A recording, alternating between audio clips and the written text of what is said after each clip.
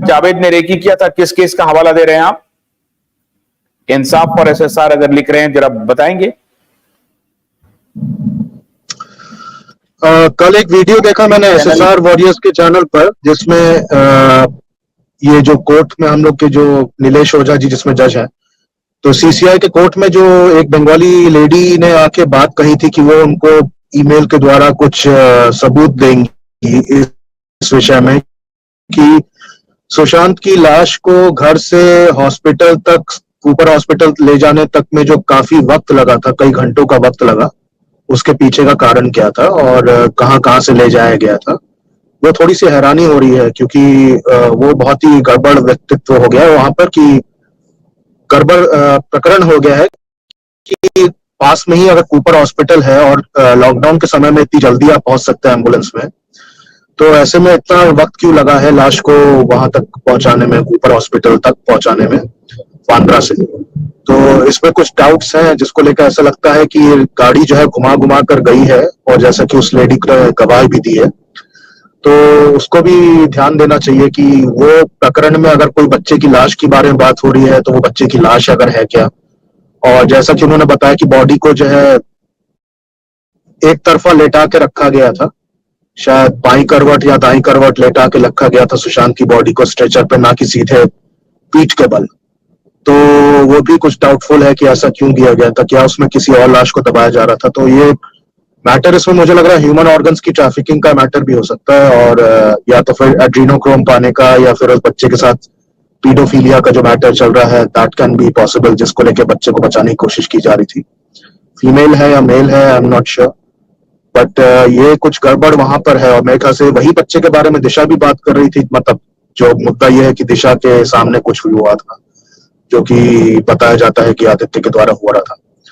तो ये जो बच्चों का एक्सप्लॉयटेशन का मामला है, जो संकल्प अभी जैसे रिया अभी पूरे समाज में घूम घूम के कह रही है कि सुशांत बायपोलर था, और रिया बहुत ही निर्दोष है, अपने पॉडकास्ट पे आ रही हैं, बोल रही हैं वो, तो रिया के बारे में पब्लिक ओपिनियन क्या है?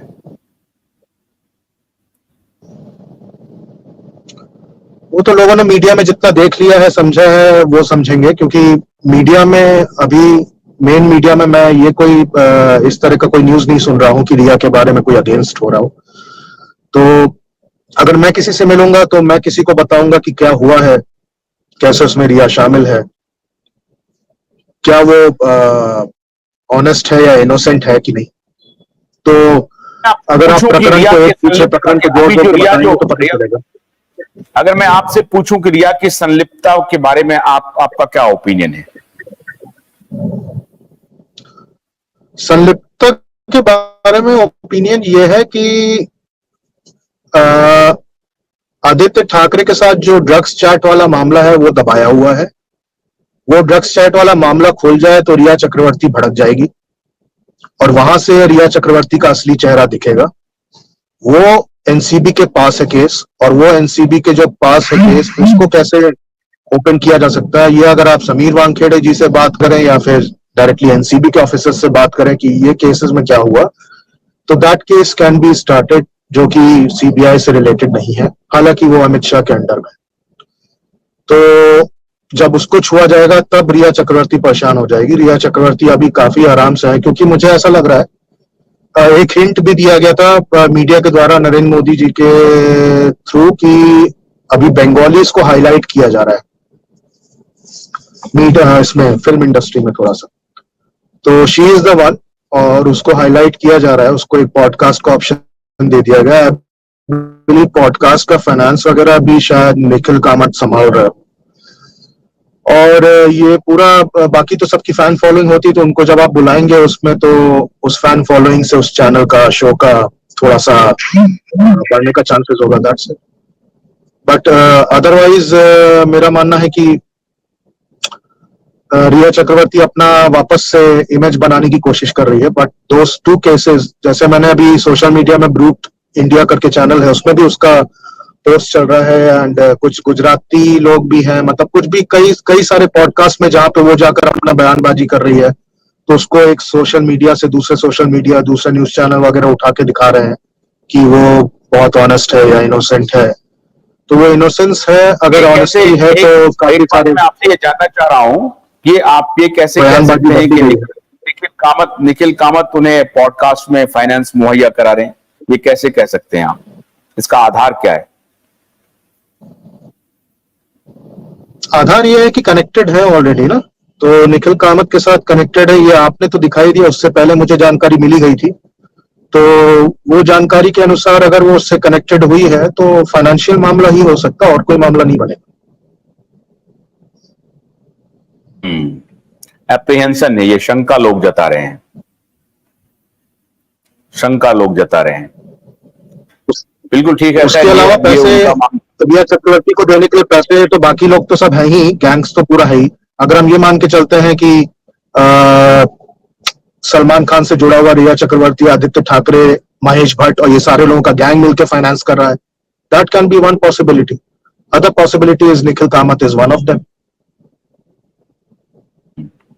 एंड ये जो अभी हमारे कुछ दर्शक लिख रहे थे कि वो फ्लर्ट कर रही थी आमिर खान को, तो आमिर खान भी ऑप्शन देख रहे हैं थर्ड फोर्थ का, पता नहीं क्या चल रहा है। नहीं, हमारे दर्शक कुछ लिख रहे थे, बताया था कि जो फ्लर्ट में वो हो रही थी वो शायद आमिर खान के रिलेटिव था, सुशांत की हत्या हुई है, तो वो आमिर खान से ही रिलेटेड है, तो दैट इज ऑल्सो पॉइंट।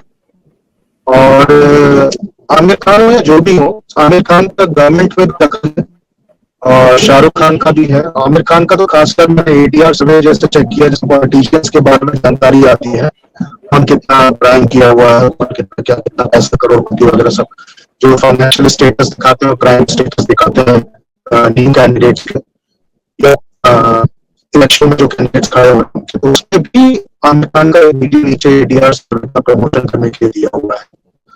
तो ठीक है, बहुत बहुत शुक्रिया आपका संकल्प।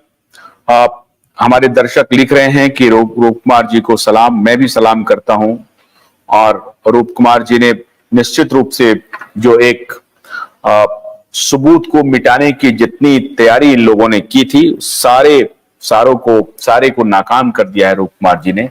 और जब भी सीबीआई इसमें एक्टिव होगी, होकर ही रहेगी, अब तो काम चल ही रहा है, करना ही पड़ेगा आज नहीं कल तो रूप कुमार शाह के इंटरव्यू को वो नकार नहीं पाएंगे। और चाहे जितना भी अभी नवंबर इन्होंने दिया है डेट लगातार लगाते रहें, लेकिन हम तो प्रत्येक दिन आपके साथ मुखातिब होंगे, इस मुद्दे को उठाते रहेंगे और इस मुद्दे को किसी भी सूरत में हम छोड़ने वाले नहीं हैं। किसी भी तरीके से पॉलिटिशियन के सामने लड़ाई लंबी है, बड़ी है, बड़े लोगों के खिलाफ है, लेकिन ईमानदारी से और सत्य के सहारे और ईश्वर के सहारे लड़ते रहिए, जीत होगी। बहुत बहुत शुक्रिया, नमस्कार।